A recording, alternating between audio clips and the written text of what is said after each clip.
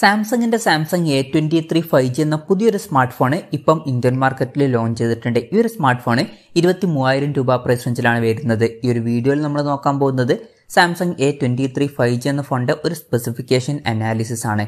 നമ്മൾ കാര്യങ്ങൾ 3 സെക്ഷനിലായിട്ടാണ് പറയാൻ പോകുന്നത്. ഒന്നാമത്തെ ഒരു സെക്ഷനിൽ ഈ ഒരു പ്രൈസ് റേഞ്ചിൽ എടുത്തു പറയേണ്ട ഫീച്ചേഴ്സിനെ കുറിച്ചിട്ടാണ് പറയുന്നത്.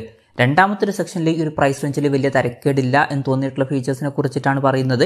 അതുപോലെ തന്നെ മൂന്നാമത്തെ ഒരു സെക്ഷനിൽ ഈ ഒരു പ്രൈസ് റേഞ്ചിൽ കുറച്ചൊക്കെ നിരാശപ്പെടുത്തി എന്ന് തോന്നിയിട്ടുള്ള ഫീച്ചേഴ്സിനെ കുറിച്ചിട്ടാണ് പറയുന്നത്.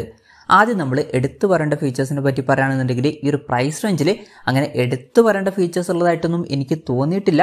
ഇനി നിങ്ങൾക്ക് എന്തെങ്കിലും തോന്നിയിട്ടുണ്ടെങ്കിൽ ആ കാര്യം ജസ്റ്റ് ഒന്ന് കമൻറ്റ് ചെയ്യുക. ഇനി ഈ ഒരു പ്രൈസ് റേഞ്ചിൽ വലിയ തരക്കേടില്ല എന്ന് തോന്നിയിട്ടുള്ള ഫീച്ചേഴ്സിന്റെ കാര്യം പറയുകയാണെന്നുണ്ടെങ്കിൽ ഒന്ന് പ്രോസസ്സറാണ്. സ്നാപ്ഡ്രാഗൺ 695 എന്നുള്ള പ്രോസസ്സറാണ് ഈ സ്മാർട്ട് ഫോണിൽ വരുന്നത്. ഒരിക്കലും ഈ ഒരു പ്രൈസ് റേഞ്ചിൽ ഇത് ബെസ്റ്റ് ആണ് എന്ന് പറയാൻ പറ്റില്ല. ഈ ഒരു പ്രൈസ് റേഞ്ചിലൊക്കെ ഇപ്പം ഇതിനേക്കാൾ ബെറ്റർ ആയിട്ടുള്ള പ്രോസസ്സറുമായിട്ട് വരുന്ന ഫോണുകളൊക്കെ വരുന്നുണ്ട്. അപ്പം ഈ ഒരു പ്രൈസ് റേഞ്ചിൽ വരുന്ന ബെസ്റ്റ് പ്രോസസ്സറും കാര്യങ്ങളൊക്കെയാണ് നിങ്ങൾ നോക്കുന്നത് എന്നുണ്ടെങ്കിൽ ബെറ്റർ ആയിട്ടുള്ള ഓപ്ഷൻസ് ഉണ്ട്. ആ ഒരു കാര്യം പ്രത്യേകം ശ്രദ്ധിക്കുക. എന്നാലും ഈ ഒരു പ്രൈസ് റേഞ്ചിൽ സ്നാപ്ഡ്രാഗൺ 695 എന്നുള്ള പ്രോസസ്സർ വലിയ തരക്കേടില്ല എന്ന് പറയാം, പ്രത്യേകിച്ച് ഓഫ്ലൈൻ ഫോൺ ആണ് എന്നുള്ള കാര്യം കൺസിഡർ ചെയ്യുമ്പം. അപ്പം അതുകൊണ്ട് തന്നെ പ്രോസസ്സർ നമ്മൾ തരക്കേടില്ലാത്ത ഫീച്ചേഴ്സ് എന്ന ലിസ്റ്റിൽ ഉൾപ്പെടുത്തുകയാണ്. പിന്നെ ഇതിൽ 5G ഒക്കെ സപ്പോർട്ട് ചെയ്യുന്നുണ്ട്. ഇന്ത്യയിൽ വരുന്ന മേജർ ആയിട്ടുള്ള 5G ബാൻഡ്സ് ഒക്കെ ഇതിൽ വരുന്നുണ്ട്. പിന്നെ ഈ ഫോണിന്റെ ബേസ് വേരിയന്റിൽ 6GB റാമും 128GB ഇന്റേണലുമാണ് വരുന്നത്. 8GB റാമും 128GB ഇന്റേണലുമായിട്ട് വരുന്ന ഒരു വെർഷനും വരുന്നുണ്ട്.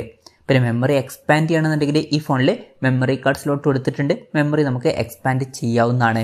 പിന്നെ ഡോൾബി അറ്റ്മോസിന്റെ സൗണ്ട് സപ്പോർട്ട് ചെയ്യുന്നുണ്ട്. 3.5mm ഓഡിയോ ജാക്ക് ഈ ഫോണിൽ കൊടുത്തിട്ടുണ്ട്.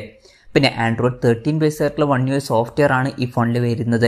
പിന്നെ ക്യാമറയുടെ കാര്യം വേണമെങ്കിലും നമുക്ക് തരക്കേടില്ലാത്ത ഫീച്ചേഴ്സിന്റെ ലിസ്റ്റിൽ ഉൾപ്പെടുത്താവുന്നതാണ്. ക്യാമറയുടെ കാര്യം പറയുകയാണെങ്കിൽ ഫോണിന്റെ പിന്നിൽ 4 ക്യാമറ സെൻസേഴ്സ് വരുന്നുണ്ട്. 50 മെഗാപിക്സലിന്റെ f1.8 അപ്പേഴ്സിൽ വരുന്ന മെയിൻ ക്യാമറ സെൻസറാണ് ഈ ഫോണിൽ വരുന്നത്. ഇതിൽ വോയിസ് എന്നുള്ള ഫീച്ചർ സപ്പോർട്ട് ചെയ്യുന്നുണ്ട്. അത് നല്ലൊരു കാര്യം തന്നെയാണ്. പിന്നെ 5 മെഗാപിക്സലിന്റെ f2.2 അപ്പേഴ്സിൽ വരുന്ന അൾട്രാ വൈഡ് ആംഗിൾ ലെൻസ് ആണ് ഈ ഫോണിൽ വരുന്നത്. അൾട്രാ വൈഡ് ആംഗിൾ ലെൻസിന്റെ റെസൊല്യൂഷൻ ഒന്നും കൂടി കൂട്ടിയിരുന്നെങ്കിൽ കുറച്ചും കൂടി നന്നായേനെ.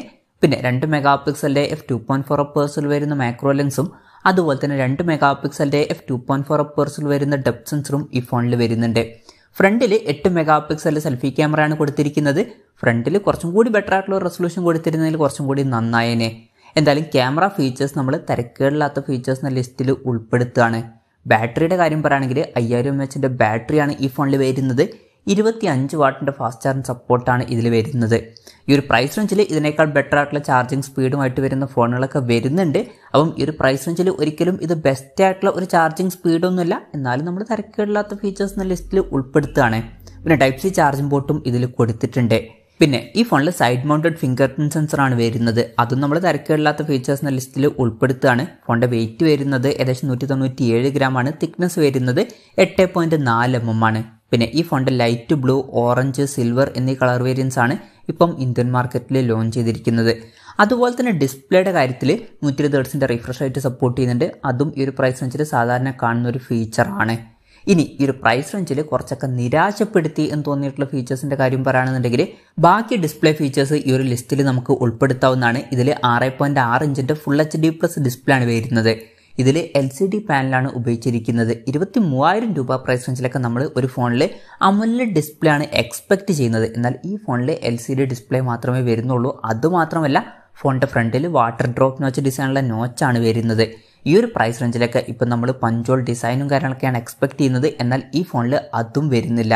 അപ്പോൾ ഡിസ്പ്ലേ ഫീച്ചേഴ്സ് നമ്മൾ മൊത്തത്തിൽ നോക്കുകയാണെന്നുണ്ടെങ്കിൽ 120 Hz റിഫ്രഷ് റേറ്റ് സപ്പോർട്ട് ചെയ്യുന്നുണ്ടെങ്കിലും മൊത്തത്തിൽ നിരാശപ്പെടുത്തി എന്ന് പറയേണ്ടി വരും. പ്രത്യേകിച്ച് LCD ഡിസ്പ്ലേ മാത്രമേ വരുന്നുള്ളൂ. അതുപോലെ തന്നെ വാട്ടർ ഡ്രോപ്പ് നോച്ച് ഡിസൈനാണ് കൊടുത്തിരിക്കുന്നത്.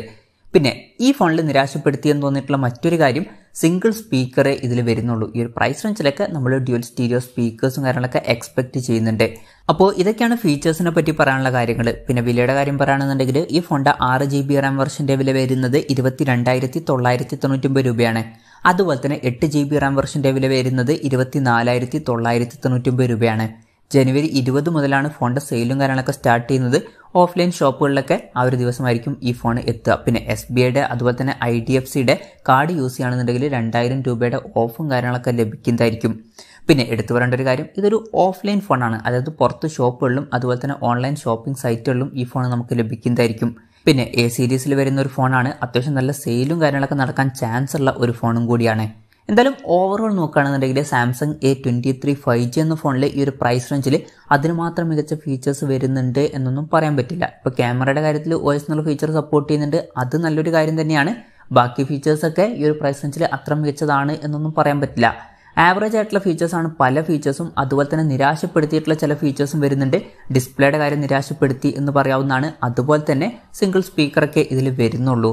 എന്തായാലും ഈ ഒരു പ്രൈസ് റേഞ്ചിൽ ഈ ഫോൺ അത്ര മികച്ചൊരു ഫോണായിട്ട് എനിക്ക് തോന്നിയിട്ടില്ല. ഈ ഒരു ഫോണിനെ പറ്റിയിട്ടുള്ള നിങ്ങളുടെ അഭിപ്രായം ജസ്റ്റ് ഒന്ന് കമൻറ്റ് ചെയ്യുക.